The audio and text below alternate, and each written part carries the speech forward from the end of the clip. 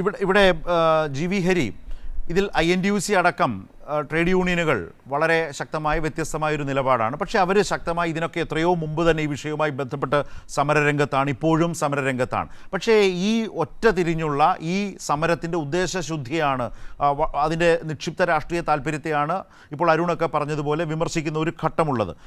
ഇവിടെ ഒരു പ്രധാനപ്പെട്ട കാര്യം, ആകെ 10 ലക്ഷം ആശാ വർക്കർമാരാണ് രാജ്യത്താകെ ഉള്ളത്. അതിൽ 26,000-ഓളം ആളുകളാണ് കേരളത്തിലുള്ളത്.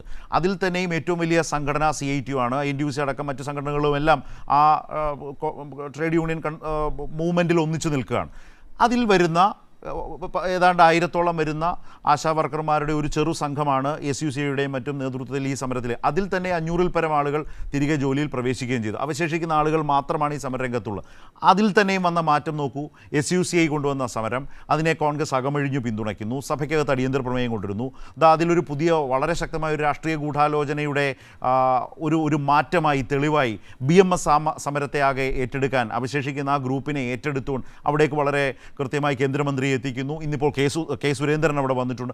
ഇങ്ങനൊരു വലിയ കളി നടന്നിട്ടുണ്ടോ? ആ കളിക്കൊപ്പം കോൺഗ്രസും UDFും നിന്നുകൊടുക്കുകയായിരുന്നു എന്ന് നാളെ INTUC നിങ്ങൾ നേതാക്കളെ നോക്കി പറഞ്ഞാൽ കേട്ടു നിൽക്കേണ്ടി വരും. ജി വി ഹരി, നമുക്കിതിനെ ഈ വിഷയത്തിൽ നിന്ന് രാഷ്ട്രീയത്തിൽ നിന്ന് മാറ്റി നിർത്തി സംസാരിച്ചു നോക്കാം.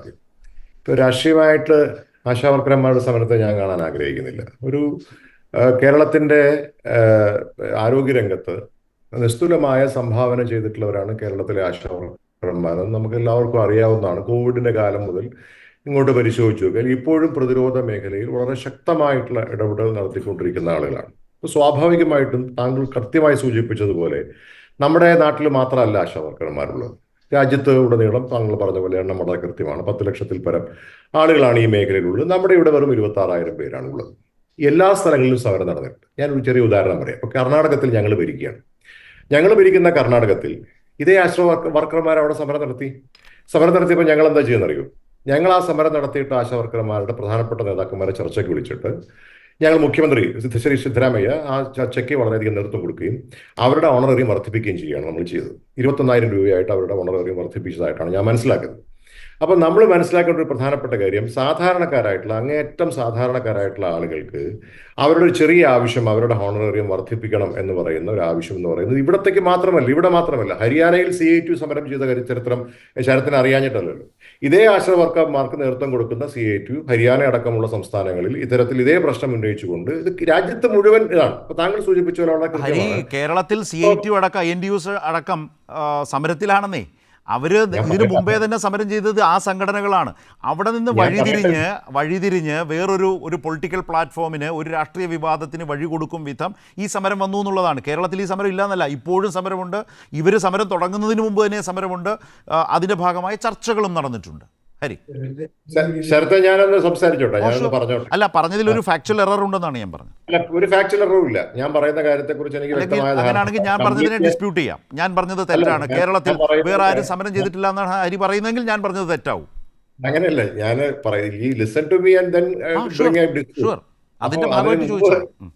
ടോക്കിനകത്ത് കയറി ചോദിച്ചാൽ നമുക്കൊന്നും ചെയ്യാൻ പറ്റില്ല. അപ്പൊ ഇതിനകത്ത് നമ്മൾ പറയട്ടെ, ഇതിനകത്ത് എല്ലാ സംസ്ഥാനങ്ങളിലും, ഇവിടെ മാത്രമല്ല, പഞ്ചാബിൽ ഇത്തരത്തിലുള്ള വിഷയങ്ങൾ ഉണ്ടായിട്ടുണ്ട്. കർണാടകത്തിൽ ഞങ്ങൾക്ക് ഈ വിഷയം ഞങ്ങൾ നേരിട്ടിട്ടുണ്ട്. വെസ്റ്റ് ബംഗാളുമായിട്ട് ബന്ധപ്പെട്ട് അത് ഇൻസെന്റീവ്സ് വർദ്ധിപ്പിക്കണമെന്ന് ആവശ്യപ്പെട്ടുകൊണ്ടുള്ള സമരമാണ്. അതിന്ന് കേരളത്തിന്റെ പ്രതിപക്ഷ നേതാവ് വളരെ കൃത്യമായി ആ വിവരങ്ങളൊക്കെ നിങ്ങൾക്ക് അടക്കം തന്നിട്ടുണ്ട്, ഈ കാര്യങ്ങളൊക്കെ. അപ്പൊ നമ്മൾ എന്താ കാണുന്നത്? നമുക്ക് ഇവിടെ നമ്മുടെ ജീവിത സാഹചര്യം നമ്മൾ പരിശോധിച്ച് നോക്കൂ. 4 ലക്ഷം രൂപ കിട്ടണമെന്ന് ആവശ്യപ്പെട്ടുകൊണ്ട് കേരളത്തിലെ പബ്ലിക് സർവീസ് കമ്മീഷന്റെ ചെയർമാൻ മെമ്പർമാരടക്കമുള്ള ആളുകൾ സർക്കാരിന് നിവേദനം കൊടുത്തു. അപ്പൊ കേരളത്തിന്റെ സർക്കാരിനാണ് അവരുടെ എല്ലാം ശമ്പളം വർദ്ധിപ്പിച്ചു. ഏതെങ്കിലും ഒരു IAS ഉദ്യോഗസ്ഥന് കേരളത്തിൽ DA പെൻഡിങ് ഉണ്ടോ എന്നൊന്ന് പരിശോധിച്ച് നോക്കൂ. ശരത്തെ, അതിനകത്ത് എന്തെങ്കിലും വ്യത്യാസം ഉണ്ടോ എന്ന് പരിശോധിച്ച് നോക്കൂ. ഇല്ല. കേരളത്തിലെ ഒരു IAS ഉദ്യോഗസ്ഥന്മാർക്കും ഒരു സിവിൽ സർവൻസിനും അല്ലെങ്കിൽ സിവിൽ സർവീസ് ഉദ്യോഗസ്ഥന്മാർക്കും അവരുടെ DA പെൻഡിങ് ഇല്ല. പിന്നെ ആർക്കാണ് ഈ പെൻഡിങ് ഉള്ളത്? കേരളത്തിലെ സാധാരണക്കാരായിട്ടുള്ള സർക്കാർ ജീവനക്കാർക്കാണ്. ആശാവർക്കർമാരുടെ കാര്യവും അതിനകത്ത് വ്യത്യസ്തമല്ല. അപ്പൊ കേരളത്തിൽ നിങ്ങൾ ഒരു വശത്ത് നോക്കൂ, നിങ്ങൾ ഇവിടുത്തെ സർക്കാർ ഒരു വശത്ത് എല്ലാ സൗകര്യങ്ങളും സൗജന്യങ്ങളും ഈ ഒരു വിഭാഗം ആളുകൾക്ക് കൊടുക്കുകയും വളരെ ഗ്രാസ് റൂട്ട് ലെവലിൽ പ്രവർത്തിക്കുന്ന ആളുകൾക്ക് അവരാവശ്യപ്പെടുന്ന ഒരു അല്പം ഇൻസെന്റീവ് വർദ്ധിപ്പിച്ചു കൊടുക്കണം, ഒരു മാസം ഇത്ര ഇൻസെന്റീവ് വർദ്ധിപ്പിച്ചു കൊടുക്കണം എന്ന് പറയുന്ന ആശയത്തെ അല്ലെങ്കിൽ ആ കാണുന്നത് നിങ്ങൾ SUVCയുടെ സമരമായിട്ടാണ് കാണുന്നത്. അത് മാത്രമല്ല, സമരത്തെ എത്തരത്തിലാണ് CITUവിന്റെ നേതാവ് ഇവിടെ സംബോധന ചെയ്തത്. കഴിഞ്ഞ ദിവസം അദ്ദേഹം പറയുന്നത് ഞാൻ നേരിട്ട് കേട്ടതാണ്. നോക്കൂ, ഇതൊന്നും കേരളത്തിലെ കമ്മ്യൂണിസ്റ്റ് പ്രസ്ഥാനത്തിന് ഭൂഷണമല്ല എന്ന് പറയാനാണ് ഞാൻ ആഗ്രഹിക്കുന്നത്. അതിന്റെ പ്രധാനപ്പെട്ട കാരണം ഞാൻ പറഞ്ഞോട്ടെ. അല്ല സർ, അതല്ല എല്ലാവരിലേക്കും എനിക്കൊന്ന് പോകുന്നതുകൊണ്ടാണ് ഞാൻ